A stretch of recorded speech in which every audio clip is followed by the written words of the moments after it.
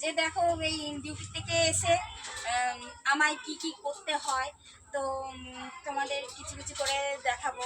কেননা তোমরা খালি শুধু ভাবো যে খালি ভিডিওই করি, হ্যাঁ, অথচ পায়ে ব্যথা।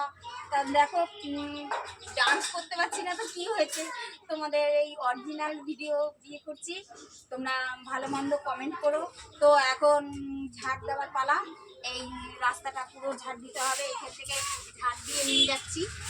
তো আমার ভাগ্নি মানে আমার ননদের ছোট ননদের মেয়ে ফোনটা ধরে ভিডিও শ্যুট করছে। তো এই যে ওর ছোট্ট মামি আমি এই ঝাড় দিতে চলেছি।